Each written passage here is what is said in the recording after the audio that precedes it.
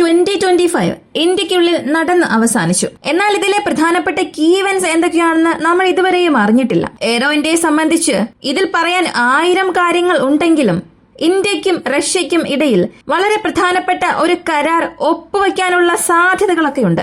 ഈ പങ്ഷീർ air defence സിസ്റ്റത്തെ കുറിച്ച് നമ്മൾ പല വീഡിയോസിൽ സംസാരിച്ചതാണ്. പ്രധാനമായും റഷ്യ ഉക്രൈൻ യുദ്ധത്തിൽ last layer of defence system ആണ് ഇത്.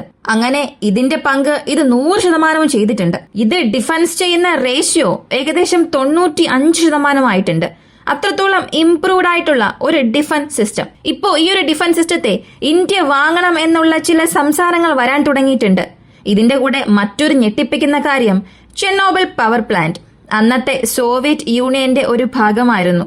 ലോകത്തെ തന്നെ ഞെട്ടിച്ച ഒരു വലിയ ന്യൂക്ലിയർ ഡിസാസ്റ്റർ.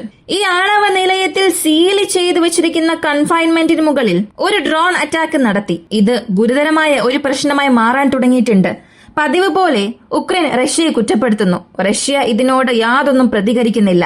ഇങ്ങനെ വീണ്ടും അവരുടെ ഗെയിം അവരിവിടെ പ്ലേ ചെയ്യാൻ തുടങ്ങിയിട്ടുണ്ട്. പക്ഷെ ഗുരുതരമായ ഒരു ഇമ്പാക്ട് അവിടെ ഉണ്ടാക്കിയിട്ടുണ്ട്. IAEA ഇതിനെക്കുറിച്ച് ഒരു വലിയ വിമർശനം തന്നെ നടത്തി. ഇവയെക്കുറിച്ചെല്ലാം ഈ വീഡിയോയിലൂടെ വിശദമായി അറിയാം.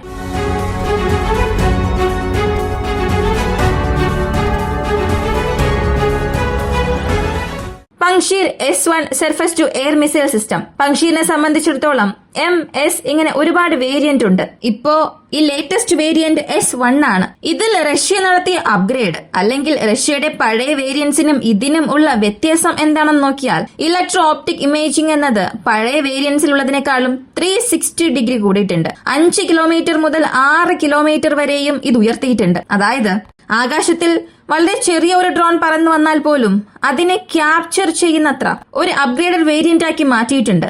കൂടാതെ ഇതിലുള്ള ഈ ട്രാക്കിംഗ് റഡാർ ഇതിന് മുൻപുള്ള വേരിയന്റ്സിനെ സംബന്ധിച്ച് 23 മുതൽ പരമാവധി 26 കിലോമീറ്റർ ഉണ്ടായിരുന്നു. മാക്സിമം ട്രാക്കിംഗ് എൻഗേജ്മെന്റ് ഉള്ള ഒരു റഡാർ സംവിധാനമായിരുന്നു. എന്നാൽ ഇപ്പോഴുള്ള ഈ അപ്ഗ്രേഡ് ഇതിന്റെ മിഷൻ ട്രാക്കിംഗ് റഡാർസിനെ സംബന്ധിച്ച് 25 മുതൽ 31 കിലോമീറ്റർ വരെയും ഇതിന്റെ ട്രാക്കിംഗ് റേഞ്ച് വർദ്ധിപ്പിച്ചിട്ടുണ്ട്. സത്യത്തിൽ ഇതൊരു വലിയ കാര്യമാണ്. ഇത് പങ്ഷീർ എന്നത് ഒരു സാധാരണ എയർ ഡിഫൻസ് സിസ്റ്റമേ അല്ല. S-400 പോലെ അല്ലെങ്കിൽ പാട്രിയോട്ട് പോലെ ലോങ് റേഞ്ച് മിസൈൽ ഇന്റർസെപ്റ്റേഴ്സ് ഒന്നും ഇതിൽ ഇല്ല. ഇത് last set of layer defence system ആണ്. അതായത് അവസാനം ഇത് മാത്രമേ ഉള്ളൂ. ഇതാണ് അവസാനത്തെ ഒരു ഘട്ടം. ഇതിനപ്പുറം നമുക്ക് ഡിഫൻഡ് ചെയ്യാൻ യാതൊരു വഴിയും ഇല്ല. അങ്ങനെ ഡ്രോൺസിന്റെ പക്കൽ നിന്നും മിസൈൽസിന്റെ പക്കൽ നിന്നും ലോ ഫ്ലൈയിങ് ആൾട്ടിറ്റ്യൂഡിൽ നിന്നും വരുന്ന ക്രൂയിസ് മിസൈൽസിന്റെ പക്കൽ നിന്നും ഒരു മൾട്ടി ലെയേർഡ് എയർ ഡിഫൻസ് സിസ്റ്റമായി ഇത് വർക്ക് ചെയ്യുന്നുണ്ട്. അതിന് ഈ 30 കിലോമീറ്റർ റേഞ്ച് എന്നത് എന്നെ സംബന്ധിച്ച് വളരെ അധികമായ ഒന്ന് തന്നെയാണ്. കാരണം പോയിന്റ് ഡിഫൻസ് സിസ്റ്റംസിൽ 25 കിലോമീറ്റർ എന്നത് എഫക്റ്റീവായി ഡിഫൻഡ് ചെയ്യാൻ കഴിയുമെന്നുണ്ടെങ്കിൽ തന്നെ അതൊരു ഫസ്റ്റ് ക്ലാസ് ഡിഫൻസ് സിസ്റ്റം എന്ന് പറയാം. ഇതിന്റെ എക്സ്റ്റെൻഡഡ് വേരിയന്റിൽ വീണ്ടും 5 കിലോമീറ്റർ ആഡ് ആയിട്ടുണ്ട്. അപ്പോ ഇതിന്റെ കഴിവ് തീർച്ചയായും അത് ഇംപ്രൂവ് ചെയ്യും. റഷ്യ ഉക്രൈൻ യുദ്ധത്തിൽ 1008 പോരായ്മകൾ അല്ലെങ്കിൽ റഷ്യയുടെ ആയുധങ്ങൾക്കെതിരെ 1008 കാരണങ്ങൾ പറഞ്ഞാലും അതെല്ലാം സത്യമാണ്. കാരണം പലയിടങ്ങളിൽ റഷ്യയുടെ ആയുധം പരാജയപ്പെട്ടിട്ടുണ്ട്. ചില സ്ഥലങ്ങളിൽ റഷ്യയുടെ തന്ത്രത്തെ പോലും ഉക്രൈന്റെ ടെക്നോളജി ഓവർകം ചെയ്ത് സ്ട്രൈക്ക് ചെയ്തിട്ടുണ്ട്. ഇതിൽ ഇപ്പോൾ വരെയും ടോപ്പിലുള്ളത് ഈ പങ്ഷീർ സിസ്റ്റം മാത്രമാണ്. അങ്ങനെയുള്ള ആയുധങ്ങളെ സൗദി അറേബ്യക്ക് റഷ്യ നൽകിയിട്ടുണ്ട്. ഇപ്പൊ വീണ്ടും ഇന്ത്യക്ക് ഇതിന്റെ അടുത്ത ഘട്ട ആയുധങ്ങൾ അല്ലെങ്കിൽ പ്രധാനപ്പെട്ട ഡിഫൻസ് ഡീൽ വരാൻ പോകുന്ന ദിവസങ്ങളിൽ കരാർ ഇടാം എന്നോ ഈ ഒരു ആരോ ഇവന്റ് വഴി പുറത്തു വന്നിട്ടുണ്ട്. അപ്പോൾ അമേരിക്കയുമായി എത്രത്തോളം പെട്രോളിയം പ്രോഡക്ട്സ് വൈസ് ഇന്ത്യ ടൈഅപ്പ് വയ്ക്കുന്നുവോ അതിൽ ഒരു ഗണ്യമായ അളവിലെങ്കിലും റഷ്യയുടെ ഈ ആയുധങ്ങൾ വാങ്ങാനുള്ള ശ്രമങ്ങൾ ഇന്ത്യ എടുക്കും. രണ്ടാമതുള്ള കാര്യം ചെർണോബിൽ പവർ പ്ലാന്റിനെ കുറിച്ച് അറിയണമെങ്കിൽ ആദ്യം ഈ ഒരു വീഡിയോ ഒന്ന് കണ്ടു നോക്കുക. ഇതാണിപ്പോൾ വൈറലായി പോകുന്നത്.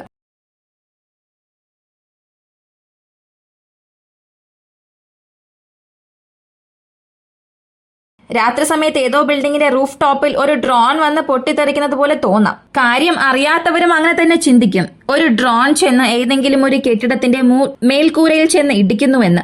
പക്ഷെ അതല്ല. ഇതൊരു വീടിന്റെ മേൽക്കൂരയോ ഫാക്ടറിയുടെ മേൽക്കൂരയോ അല്ല. 1986 മുഴുവൻ ലോകത്തെയും സോവിയറ്റ് യൂണിയനിലേക്ക് ശ്രദ്ധ തിരിപ്പിച്ച ചെർണോബിൽ ആണവ നിലയത്തിന്റെ റിയാക്ടർ നമ്പർ 4. ആ ദുരന്തകരമായ സംഭവത്തെക്കുറിച്ച് എല്ലാവർക്കും അറിയാമായിരിക്കും. എങ്കിലും ഷോർട്ടായി പറയാം. 1986 ചെർണോബിലുള്ള ന്യൂക്ലിയർ പവർ പ്ലാന്റ് അതിന്റെ 4ാമത്തെ റിയാക്ടർ മാത്രം ഉരുകുന്നു. അങ്ങനെ ഉരുകിയതിനു ശേഷം അവിടെ ന്യൂക്ലിയർ ലീക്ക് സംഭവിക്കുന്നു.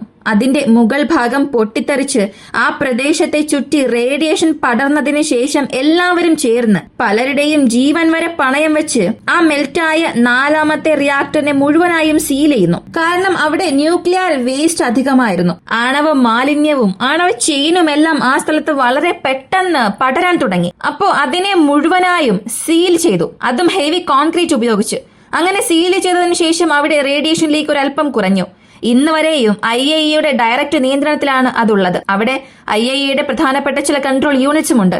അങ്ങനെയുള്ള ആ പ്രദേശത്ത് നേരിട്ട് റിയാക്ടർ നമ്പർ 4ന്റെ മേൽക്കൂരയിൽ കൃത്യം രാത്രി 11:30 മണിക്ക് അൺനോൺ ഡ്രോൺ അതിന്റെ ഇമ്പാക്ട് ഉണ്ടാക്കി. ഇത് അവിടെയുള്ള സെക്യൂരിറ്റി ക്യാമറാസും തൊട്ടടുത്ത ടവറിലുള്ള ക്യാമറാസും മൾട്ടി ആംഗിൾ ക്യാപ്ചർ ചെയ്തിട്ടുണ്ട്.